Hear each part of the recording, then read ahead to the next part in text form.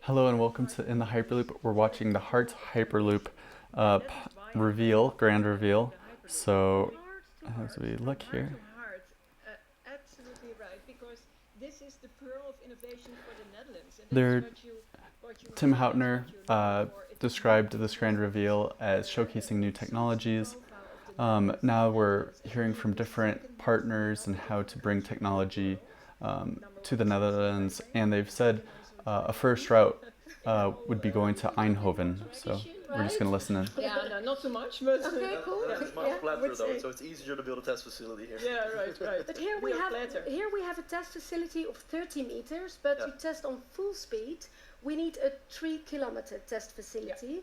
And you're a big supporter of building this facility. Quite a small country, so And we've seen the do test not have so track many, right behind showcases like in Germany or France. Yeah. And the I think speakers here. this could be one of them. We have a very good reputation on the mobility, and this is really very innovative. Of course, the Netherlands as a small country is too small for the whole Hyperloop system, and that's why I think it should be a European project.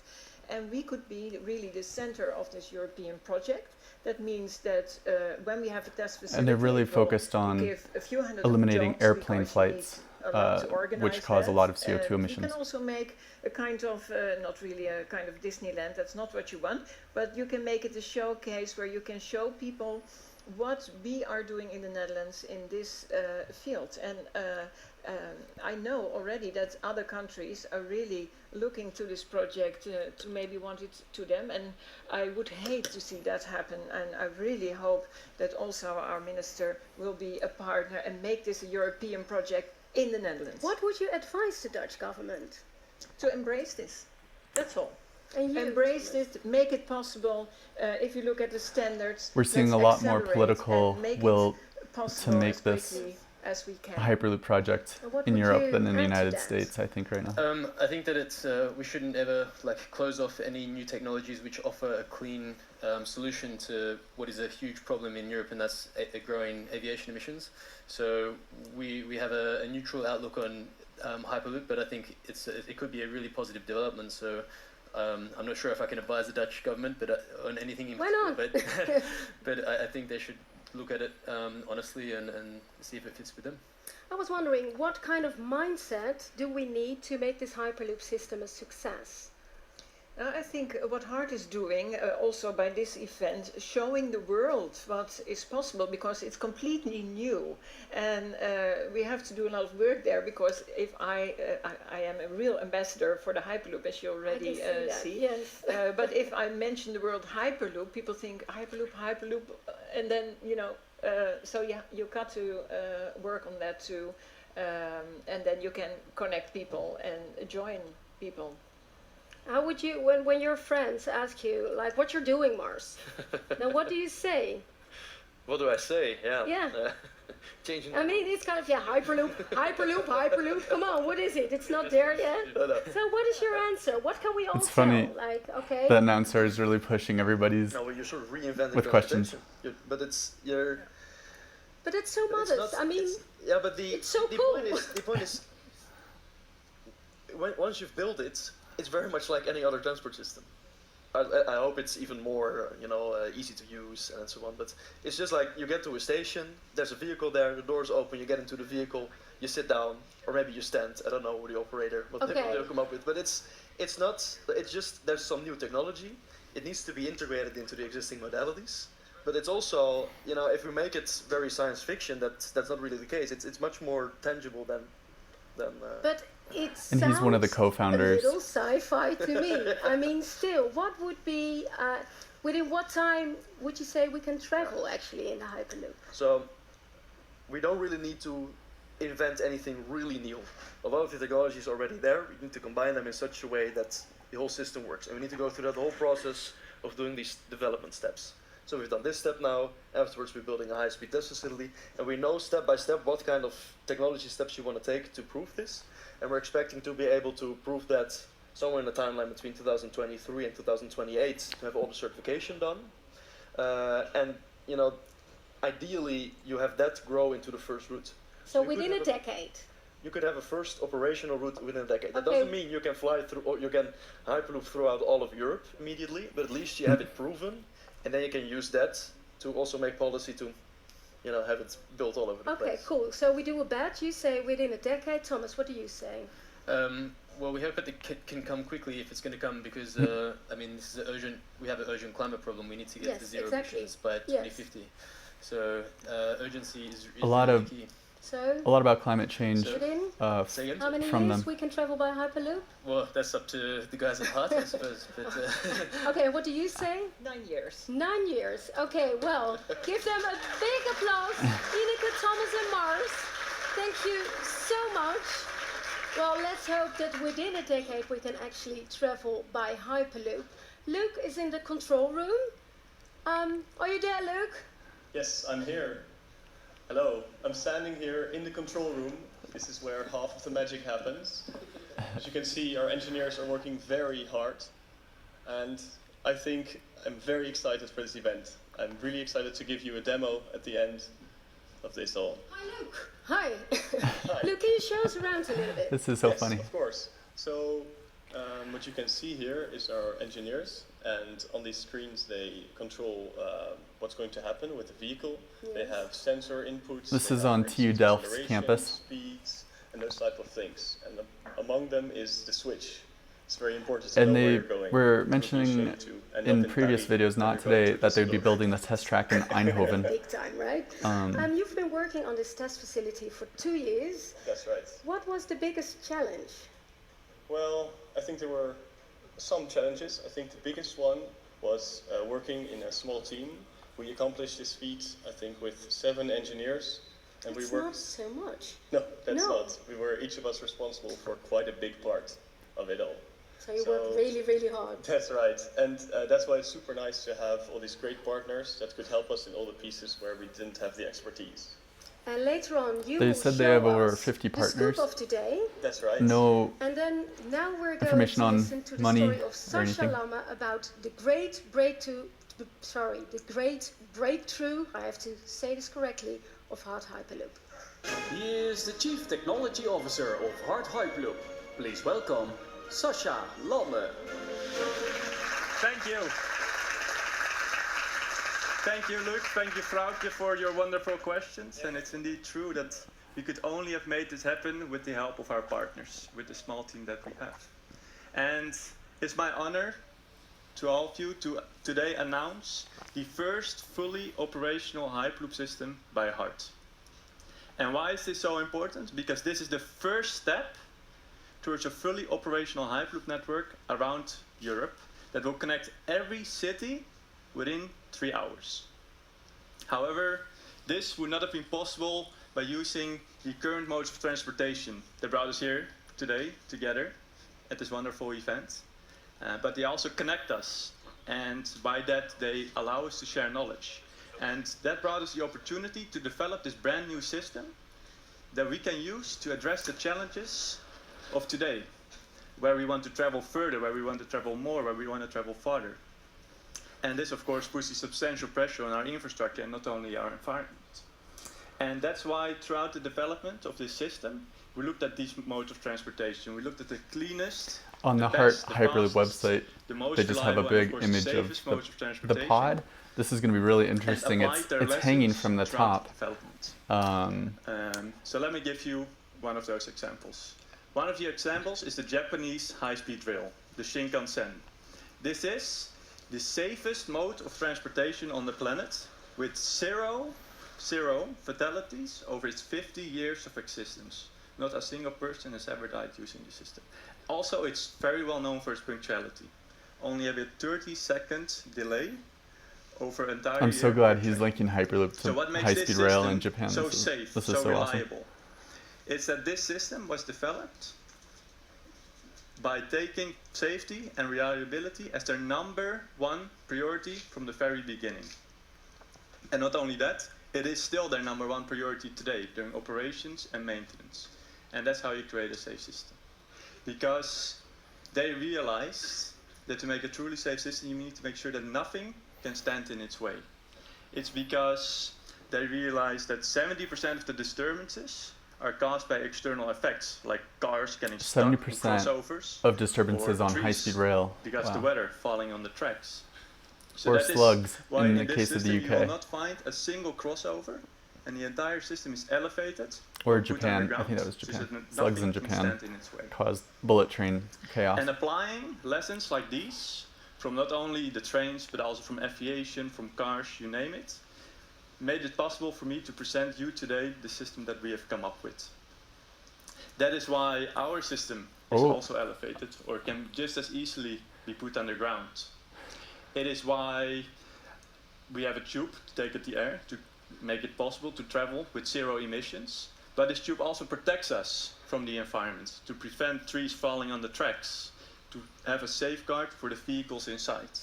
And it is why I these love vehicles that we have in how they have a these table out tubes here are just for very conversation. lightweight, because using lightweight vehicles that can travel quickly and at high frequencies allow us to make light infrastructure that's agile and can easily be implemented and follow existing rights of way, and only requires a very small footprint.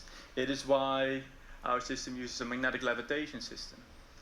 Because with a magnetic levitation system, there's nowhere in the entire system I'm trying to that take a reduces the screenshot of maintenance that cost to an photo. absolute minimum. It is also why this magnetic levitation system hangs on top, because using this magnetic levitation system we can do the most efficient propulsion. And of Wow. course, Most it is efficient why propulsion our on vehicles top. travel at high frequencies, Hanging. so that we have enough capacity for the decades to come. However, we also learned that it's crucial to be able to create a network to fully unlock the potential of the Hyperloop. And to do that, you need one crucial component. That component is the lane switch. It allows us Lane to switch. connect every city like a highway does. This And is that's a really new where our map system that we shines, haven't seen the because render. we have developed such a lane switch. A switch that can connect all of us directly without any intermediate stops. And that's what we test in this facility, among others. We not only test the switch, but in this facility we also They're test a testing the levitation switch. system. A levitation system that can lift the full weight of a passenger cabin using almost 0 power. Also in this test facility we were able to prove the propulsion, to accelerate the vehicle and then decelerate it again to bring it to a safe standstill. And in that process we generate almost all of the energy to accelerate the next, making the system of course extremely efficient. This sounds and then, really of efficient. course, what it's all about today, we tested our lane switch. A lane switch without any mechanical moving components, making it very safe and very reliable, and allowing us to take a lane switch and creating this network at 1,000 kilometers an hour. And that's why this test facility is so important, because it not only allows us to learn from all these other modes of transportation and apply those, but also to learn new things, and by that reach our goals of connecting Europe in 3 hours with 0 fatalities, 0 delays, and 0 emissions. So in the test facility we have in Delft, we are testing every component that Hyperloop needs to operate. We do that at full scale. And Wow. the latest This we've is come all up footage with we've never is seen in the Hyperloop switch. tube. So based on our hybrid magnetic levitation and propulsion, What? we can actually create connections to tubes that are a bit like a highway, so in which vehicles go on, they join the main line, and then they can go off at any point. This is the beginning of the European Hyperloop network that stretches more than 10,000 kilometers across national borders. Into this test facility, we have built Wow. the 3 core systems of the Hyperloop. Namely the levitation, which is the component that allows the vehicle Tata to lift steel. off of the ground, creating 0 friction with the track and remain at a stable distance from it. In addition to that, the vehicle is now able to propel back and forth, which is what we call the propulsion. So once the vehicle is moving, we use lateral tracks to actually keep it in place. And when we need the vehicle to go from one track to the other, we pull them towards one track. This way we can decide where do we want the vehicle. What? All of these components were tested in our facility at Delft, in which we have a near vacuum environment. Everything is controlled, and we I test everything still don't get how it simulating real hangs. vehicle weight and size. And what is great about the realization of this facility, that it's not What? just the work of a single startup, but it's really an ecosystem that has been working together on this. So all of the different subsystems that are being tested in this facility are already co-developed and supplied by partners right now. Steel is a vital component of sustainable future mobility. Drawing on Tata Steel's high-tech innovation skills and materials expertise, we support the development of Hyperloop. 2 years ago, we started our relationship with HARDT. And in the meantime, we have created a working system. And especially during the whole process of getting this Hyperloop test facility to a finalized project, there were continuously more and more partners adding to help and to make it a reality. Wow, this is awesome. I feel extremely grateful about that. Especially the team has done such a tremendous effort to get it finished on time and make everything work. So it's really amazing. It's a pretty sweet video. I can't wait to rewatch the animation of the pod hanging and switching tracks. Sasha, That this was is so cool. mind-blowing. And we were in the tube earlier today, and there Sasha showed me the switch. Oh. Wow, this tube is really amazing. Sasha, where is the switch? Where it's all about? So what it's all about is this part. This is the track that we use to levitate. And if we go down further, so the vehicle will move underneath and underneath. And then at this point, the track splits in two. So here we can choose to either go to the left side or to the right side. And then after a while, this one gets this size. Exactly. So this one will continue, for example, to the left, to Paris. I and think the right those are track would go, I don't know, to Berlin. barcodes that are any other city. But this is on so each one of those simple. little I mean, tubes. it looks really simple. Yes, well, that's the beauty of it. There's no moving components, no mechanical components. It's extremely elegant. Beautiful. How does it work though? I don't get it. Of course. Well, yes, for an engineer like me, I get proud when it works and it operates all as planned and designed before, as we did beforehand. It just hangs like gravity. It's defying gravity. I don't get this anymore. This is beyond me. Technology is one thing, but what we really need is a European network, and that's what we're going to talk about. Oof. Please welcome. She is the Euro Commissioner of Transport, Violetta Bulc. She is the Dutch Minister of Infrastructure and Water Management, Cora van Nieuwenhuizen. And she is the lead standardization of HARDT Hyperloop, Alicia Kurjanova.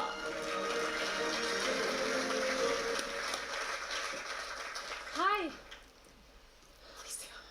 Hello, nice to meet you. Hello. Welcome all of you. Cora, you have such a busy schedule, but you decided to be here today. Why? Well, I like to get out of the office once in a while, and the weather is nice. It's a really nice day there. No, seriously, I think what you feel here, it's all about mobility, it's about innovation. And that is, of course, in the heart of my Ministry of Infrastructure and Water Management. And what I like here is the passionate young people. You can feel the vibe, the passion they have. You can see that if you only listen a few minutes to them, you can see that heart is also in their heart. Exactly. And that is, I think, very good. And what I also like very much is that they work very hard with DT, but also with a D. But who works harder, that a is what we minister need. or the employees of HARDT? What do you think? Well, I think it's about the same. They say 24/7, so we share that. Also in weekends, that's about the same.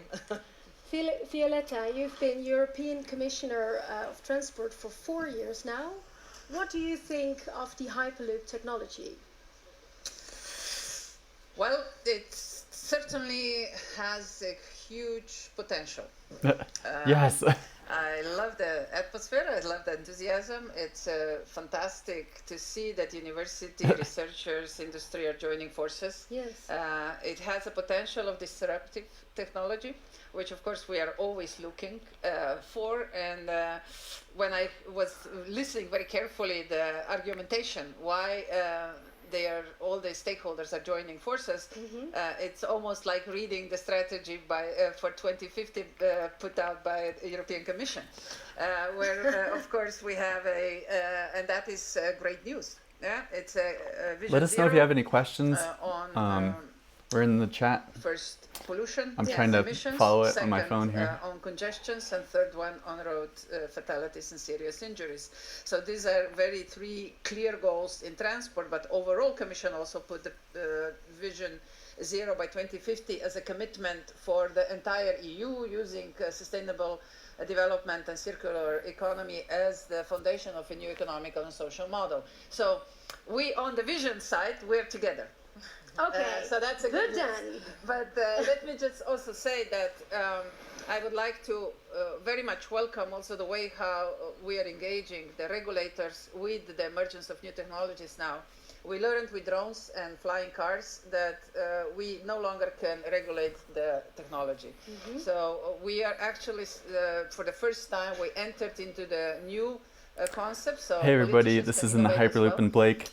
I am With the new concept watching of, HARDT preparing Hyperloop standards stream and live regulatory frameworks, where about we their look at the grand risks pod and the reveal. way Right that now the we've emerging new, heard especially a disruptive little bit technologies about are how the used. technology So, happens. it's, of course, good news The that pod we're is just approaching, hanging. They have to Hyperloop magnets with on the same top kind of philosophy. of the I track, do the two believe we will tracks, be and walking, the I don't know path how in it works, but trying to when the identify pod all wants the to possible switch a elements lane, that need to be, the two tracks kind of separate like a normal taken on train. board for the safety or security And reasons. then What kind of elements you are they? basically Safety, security, kind of nudge and it of right course, using magnetic commercial, levitation outcomes, to nudge it from a guide rail on the right hand what side.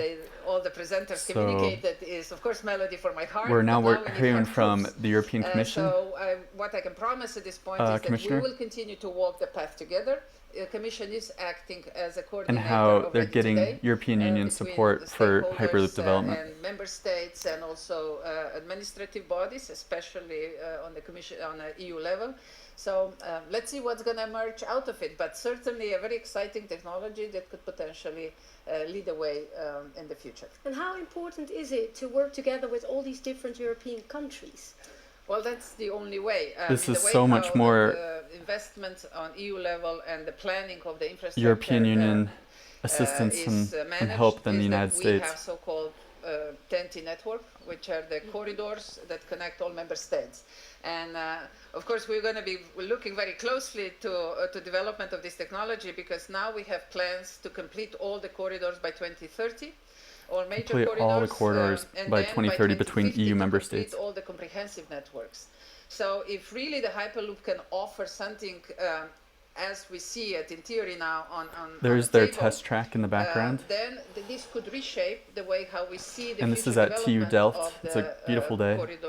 corridor networks, and also the next or beyond, because we already are connecting all Western Balkans, Eastern Partnership, Turkey, and even we're working now with Mediterranean countries to bring them on the same standards and the same regulatory framework. So potential is huge. The planning that we just engage very closely with Asia, especially China, on a new Europe-Asia connectivity. We've heard a little bit is about ongoing. We're now making some progress on joint when this research might on be potential deployed. They guessed about routes. 9 years from now, but everybody wants the it timing faster. is good. It's all about delivery times. Yes, exactly. So a lot of potential. Yeah. And a lot of potential. Is the Dutch government like a big supporter of this? Dutch minister. Well, I think we've been involved right from the start. And will you be involved? Do you really feel like, okay, this is really She's already involved. I mean, this is like, it's like a marriage, you know? We have okay, been, first you fall in love. Will be involved. First you fall in love, and then eventually, you know, it grows.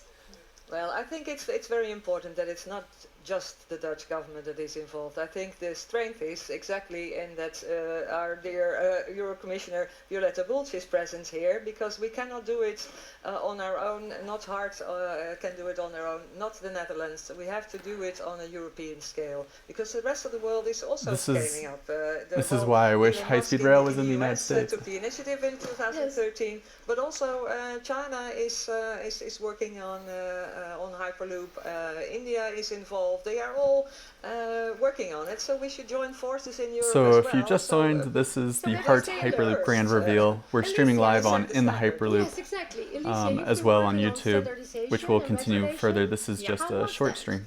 It's I think this is a realization we came to not that long ago I that think she's there's with an the business emerging side landscape of Hyperloop. Several companies are of HARDT popping up, Hyperloop. and the question we asked ourselves, And are this is we live developing the same in technical solution? TU Do Delft, we which is think in the of Netherlands. Hyperloop in the same way? And the short answer was no. So that's where the idea that standardization is important came into play. You know, next to safety, there's also another very important point, which is interoperability. In Europe, it makes sense to think of a network, but in order to be able to connect these individual routes that will keep emerging, HARDT it's Hyperloop important that has these such a radically infrastructural different parts are technology compatible. than all these other Hyperloop groups. You know, rail is struggling currently with some of those operations. So these are the things we want to learn from, and not just with the existing industry with rail and aviation, but also bring together the other Hyperloop parties who are also here with us today. Bringing together the other Hyperloop parties. Well, we're sitting here with 4 women. Wonder how that's going to happen. Talking about technology, talking about innovation. How important are women in and Hyperloop UPV joined. Hello. Well, this is also best of luck on the SpaceX Pod how competition. Women work for HARDT, you know. Very important. I think there's you know, the balance is really not in only gender neutrality, so to say, but also it's the expertise that comes in, all of the industries coming together. So it's there's many aspects that make an environment balanced. Cora, what do you have to say about that? Well, I think it's always good to have diversity, but it's not so unusual that women come up with very bright ideas. So if you're just joining, we're watching the HARDT Hyperloop Grand Reveal at TU Delft. Are you kidding me? Yes. Seriously? And we just heard that beer was invented by women.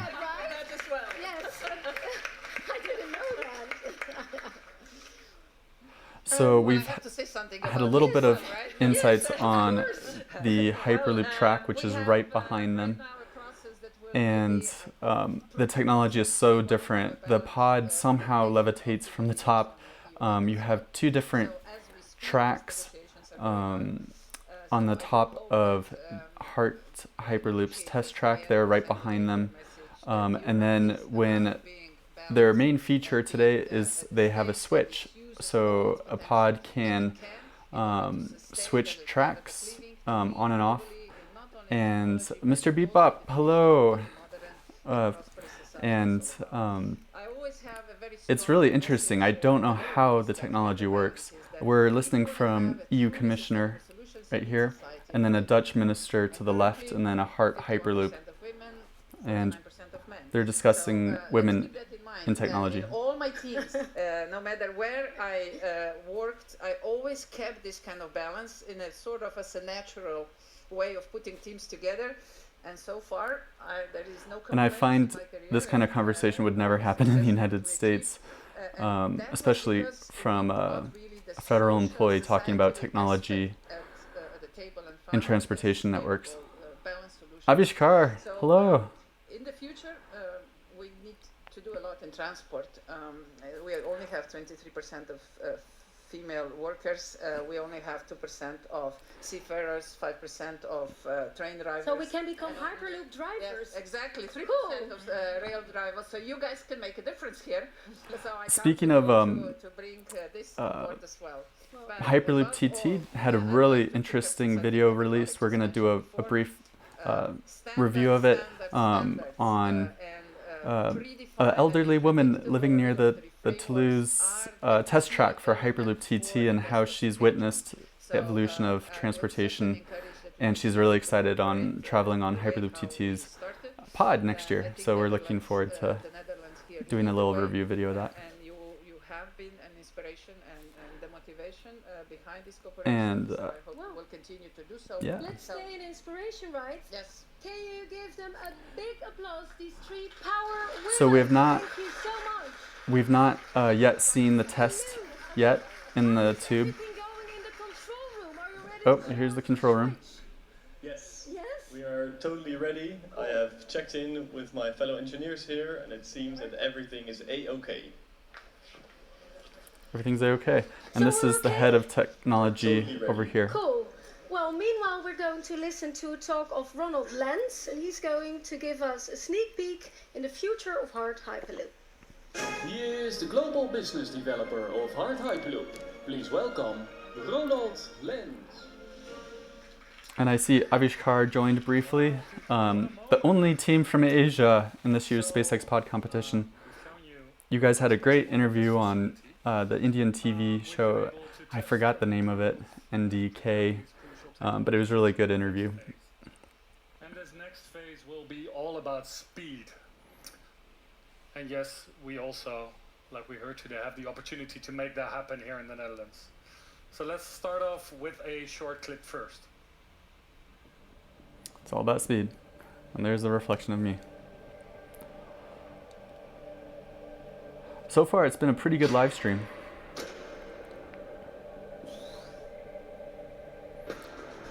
And I still don't understand how the pod hangs up there.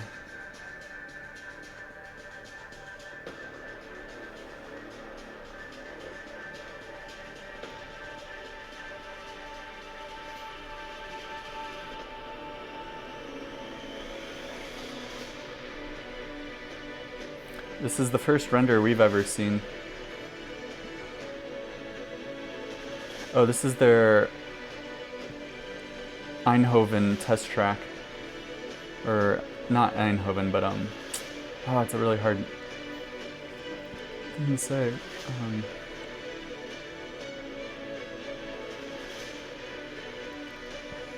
And we did hear that they perhaps suspect this will be about 9 years before everybody can start riding on the Hyperloop of HARDT. So ladies and gentlemen, I'm very, very proud to announce the realization of our next facility, a high-speed facility, together with our industrial partners, and it's called the European Hyperloop Center. I mean, this is a 3-kilometer facility that will allow us to actually break the current Hyperloop speed record and test all of these technologies at 700 kilometers an hour. And yes, this has not been done anywhere in the world just yet. But why is this important?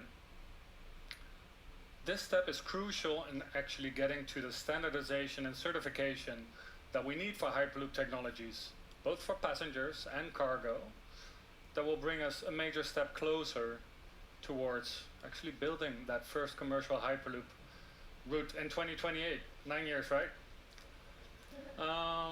So this Hyperloop, European Hyperloop Center is a real collaborative effort. It's companies, private sector working together with government, with knowledge institutions to actually get to a European standard for Hyperloop. This needs to be an inclusive initiative, right? Based on open innovation that we know very well here in Europe.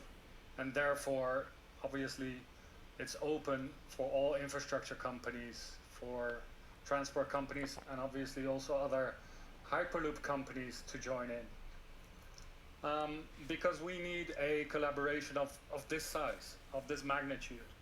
If we want to make a network, a Hyperloop network that we see here, that spans over thousands of kilometers, connecting all major hubs, and helps us to shift from aviation. In the end, this is not only a multi-billion euro market opportunity for infrastructure and transport companies. I mean, it's very much also a unprecedented opportunity for governments to really sustainably solve the grand mobility challenges for the next decades, and drastically reduce CO2 emissions. But let's zoom in a little, because this European Hyperloop Center needs to be somewhere, right?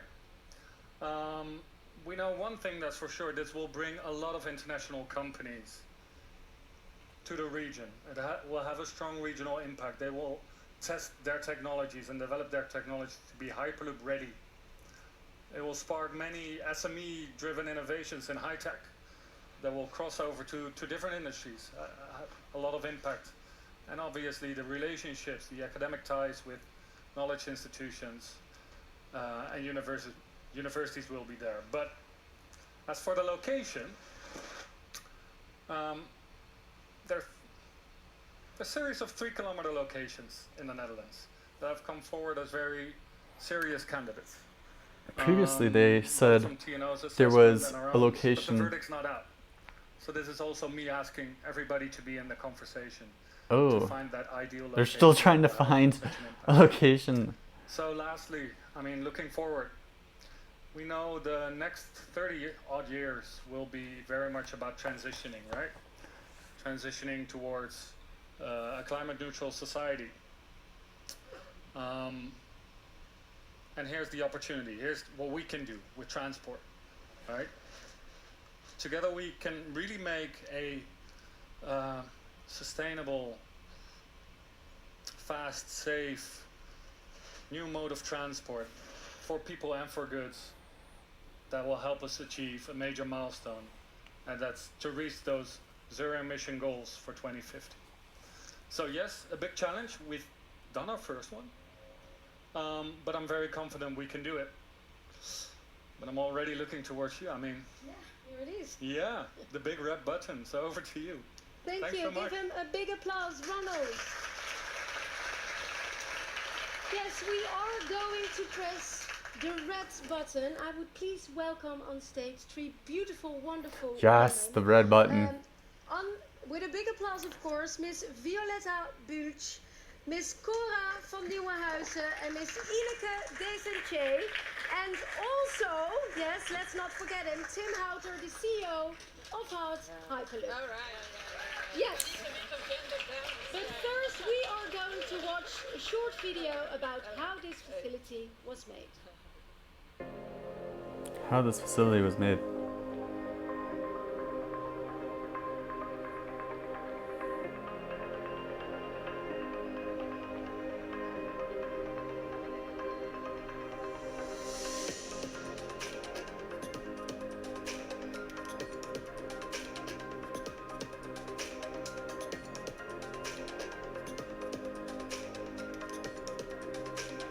This really is a European-wide development. I love their logo of kind of a Dutch H or bridge or something. Oh, so like electricity cable or something through those magnets? I don't know. That's definitely a tube, and that's malleable, not actually steel that's like, I don't know. Well, it's not that difficult. I want you to press the red button at 0. Okay, can we do that? Together? Okay, and please all count Yes. together. 10, 9, 8, 7, 6, 5, 4, 3, 2, 1. 0! Yes, there we go. And Sasha, you will tell us what is happening there in the Yes, tube, right? startup has been What do we initiated, and we're now going to go through all the checks. So Youssef, is the power systems ready? Power is ready. All right, Gert, are the levitation systems ready? Mikael, are the air springs ready? And Bauke, is the switch ready? Yes. All right, We're- so we have all systems ready. We're now going to do a Neon lights ready. 3, 2, 1.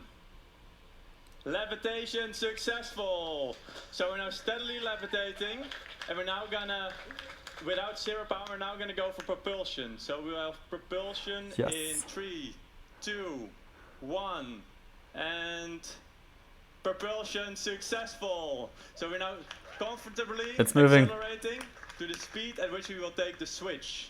And this switch, we have the opportunity to either go to the left side, as I've showed before, or to the right side. We're now approaching the switch slowly, and in the top left you can see the track getting wider. And the switch is approaching now, and the switch has been taken successfully. Yes, So that's good this news. is the And now all the background we come to a standstill, and the test has been successful. The test has been successful. Woo!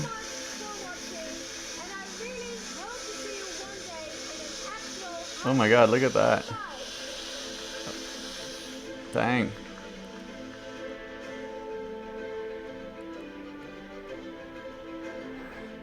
This was awesome. So a successful test. Congratulations. Thanks for joining this live stream. It's been fun. we're gonna do a wrap up and kind of review what has happened here. But again, join on in the Hyperloop / live to rewatch this live stream, and we're gonna continue on YouTube with this live stream. So thanks.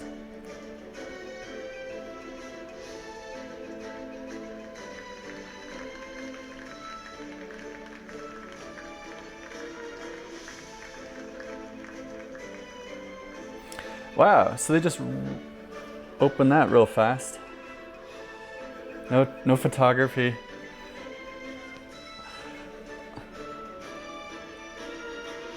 Wow.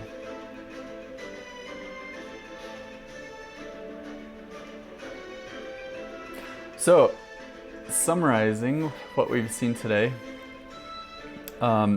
we heard from ministers that there's a lot of interest in connecting Hyperloop in Europe.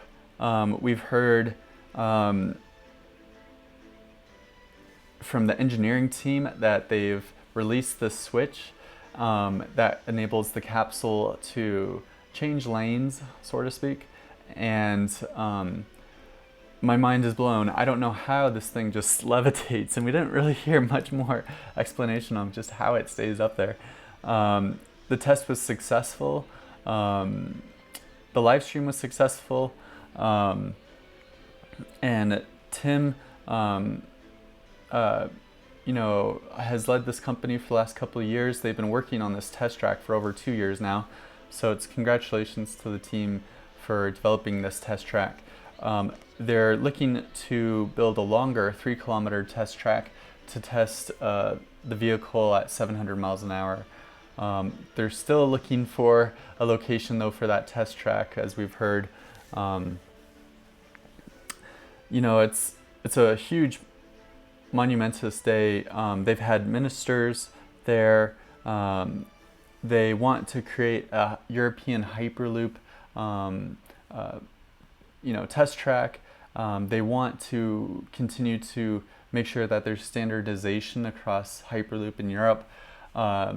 We heard that HARDT Hyperloop wants to help organizations and countries deploy this system, but not be the ones that are like in control of the system. So they want to outsource this technology, I think, kind of like a Boeing makes airplanes, but they don't run the airlines kind of thing.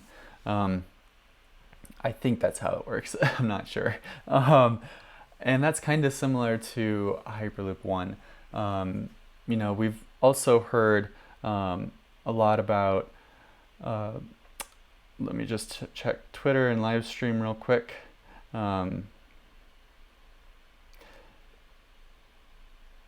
Yep.